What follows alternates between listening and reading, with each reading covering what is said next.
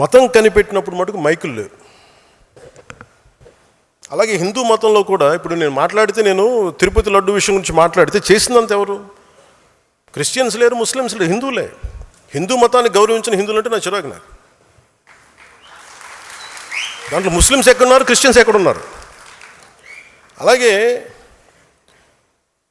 Mics పెట్టి ఇబ్బంది పెడతా ఉంటాయి కొన్నిసార్లు. మన కాకినాడలో కూడా చూస్తూ ఉంటే వినాయక చవితికి పాటలు ఏంటనుకుంటున్నారు? నవ్వుతా. వినాయకుడి పాటలు పెట్టట్లా, అబ్బని తీని దెబ్బ ఇలాంటి పాటలు పెడుతున్నారు. అంటే మనం ఎంత గౌరవిస్తున్నాం చూడండి. మిగతా మతాలను చూసి నేర్చుకోవాలి కదా, ఇస్లాంని చూసి హిందువులు నేర్చుకోవాలి కదా. వాళ్ళు అలాంటి పాటలు పెడతారా? ఎప్పుడు కూడా మీ మతాన్ని ఎవరన్నా వెటకారం చేస్తున్నారు, పరిహసిస్తున్నారంటే ఫస్ట్ తప్పు మనలో ఉంటుంది. ఫస్ట్ అది హిందువులు అది కరెక్ట్ చేసుకోవాలి. అలాగే మతాలు పుట్టినప్పుడు మైకులు పుట్టల. ఈ మధ్యన గొడవలు వచ్చేస్తూ ఉన్నాయి. ఇలాంటి అవకాశాలు మీకు మీ మీ మీ బాధ్యతలు మీకు వస్తాయి, భవిష్యత్తులో వచ్చేస్తాయి. మీకు మైకులు పెట్టి పెద్ద పెద్ద సౌండ్ ఉన్నప్పుడు శబ్ద కాలుష్యం ఉంటుంది. ఇలాంటి అంశాలు వచ్చినప్పుడు గొడవలు పెట్టే వాళ్ళతోటి గొడవలు ఇచ్చి మీరు ప్రజలకు అర్థమయ్యేలా వివరించండి. కొన్నిసార్లు కోపాలు వస్తాయి, కోపతాపాలు ఉంటాయి, భయపడకుండా మాట్లాడండి. నేనైతే అలాగే మాట్లాడతాను. ఎందుకంటే ఈ దేశంలో ఓట్ల కోసం అప్పీస్మెంట్ రాజకీయాలు చెయ్యం, జనసేన చేయదు. We don't do appeasement politics.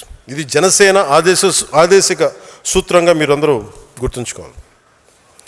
అలాగే భాష గౌరవించే సాంప్రదాయం, జనసేన ప్రాథమిక సిద్ధాంతాల్లో భాషను గౌరవించే సాంప్రదాయం ఎందుకు పెట్టామంటే భాష మనకి ఎప్పుడు ప్రతిబంధకం కాదు. మహాత్మా గాంధీ గారు ఏ భాష మాట్లాడా మనం ఎప్పుడైనా అడిగామా? ఎందుకంటే ఈ దేశం భాషలతో విడిపోయేది కాదు, భావాలతో కలిసేది. మన భాష కాని వారిని మనం దేవుళ్ళు ఆరాధిస్తాం. జీసస్ క్రైస్ట్ అని తెలుగు వ్యక్తి కాదు, మహమ్మద్ ప్రవక్త తెలుగు కాదు. వారి భావజాలాన్ని గౌరవిస్తాం. అరబిక్ మాట్లాడే సంస్కృతి నుంచి వచ్చిన ఆలోచనల్ని ప్రపంచం మొత్తం స్వీకరించింది. ఎందుకంటే భాష కంటే భావం గొప్పది. ఈ దేశంలో జాతీయ నాయకులను కూడా మన భాషతో కొలవలేము. జాతీయ గీతం జనగణమన తెలుగులో లేదు, బెంగాలీలో ఉంది. అందుకే ప్రతి భారతీయుడు గౌరవంగా పాడతాడు. అందుకని ఈ దేశానికి భాష ఎప్పుడు అడ్డంకి కాదు. విభిన్నమైన భాషలు మన దేశాన్ని విడగొట్టలే, మరింత బలంగా ఏకం చేస్తాయి. యువత మన మధ్య చిన్న స్పర్ధలు పెట్టి భాషలతోటి మనల్ని విడగొట్టాలని చూస్తారు. అది మీరు కూడా చాలా జాగ్రత్తగా గమనించాలి. తెలంగాణ యాస మీద కూడా చిన్నపాటి ఇబ్బంది ఉన్నప్పుడు అది నేను సినిమాలో చెప్తా ఉండేవాడిని. అందుకని తెలంగాణ యాసని మాండలిక నా సినిమాలో పెట్టాను. ఎందుకంటే నాకు అంత ఇష్టం అని చెప్పడానికి మన భాషా యాసల మీద గౌరవంతో.